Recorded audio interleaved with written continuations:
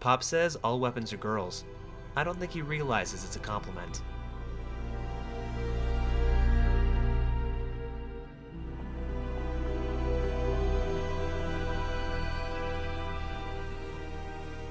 Welcome to Legends, a series that delves into the lore within Horizon Zero Dawn, a world with an abundance of powerful and moving history begging to be explored.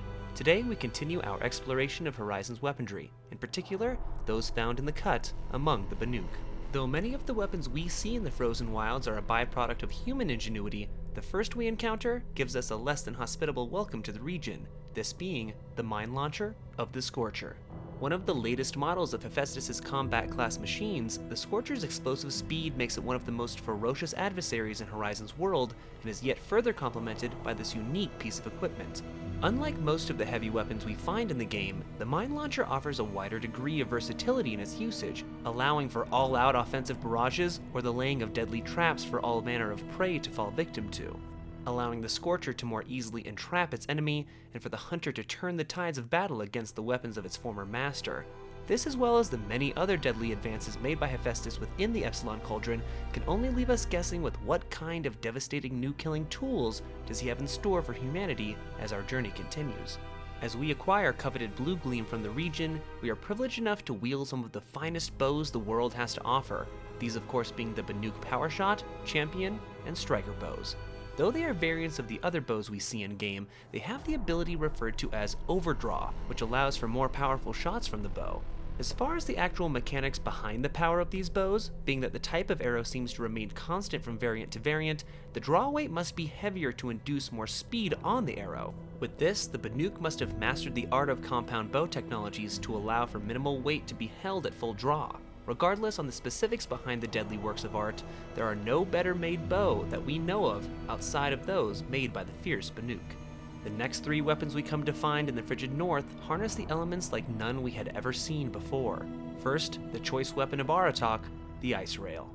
Utilizing what appears to be parts and tech of Freeze Bellowbacks, the Ice Rail sprays chill water at close quarters to solidify its desired target in a frozen shell, making components more frail and easier to damage. On the other side of the coin, the Storm Slinger is the Shaman's chosen damage dealer. Harnessing the blue light itself, it fires blasts of electricity that negate machine armor while inducing shock damage simultaneously. Though a unique and powerful weapon, in the wrong hands it can prove just as dangerous to the wielder as the target. Without proper technique and discipline, the weapon can overload and electrocute whoever is firing, even causing death if reckless enough. As impressive as these weapons are, the Banuk aren't known for their skill in manipulation and understanding in machine technologies.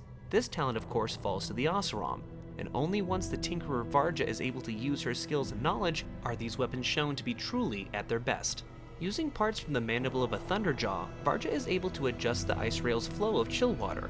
That and the addition of a launching mechanism not only substantially increased the ammo capacity of its ice thrower, but gave the weapon the ability to shoot freezing spikes at range. With the addition of this one-of-a-kind ice cannon, Aloy's Ice Rail in particular stands tall above the rest. Varga would also use her talents to elevate Aloy's Storm Slinger.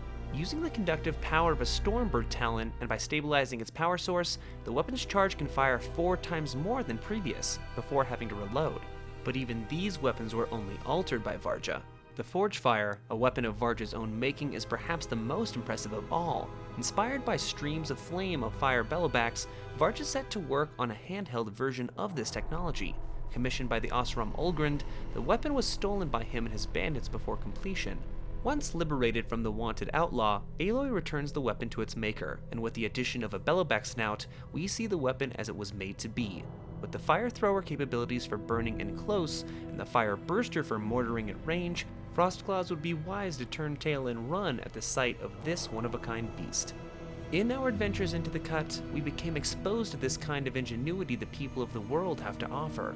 If this is any indication of what Aloy's future has in store, one can hardly wait to see what kind of fearsome weapons the rest of Horizon's world will show us next. And this brings our journey to an end. If you'd like to see more content like this, likes and shares are always appreciated, and if you really like what we're doing at the channel, come join our community and hit that subscribe button. Also consider supporting the channel on Patreon to help us create new series and to supply more quality content just like this. Check out the link in the description. The topic for today's video came from one of you, our awesome subscribers, so if you have a great idea or interesting question that could lead to our next episode, let us know in the comments down below. And until next time, thanks for watching, and keep questing.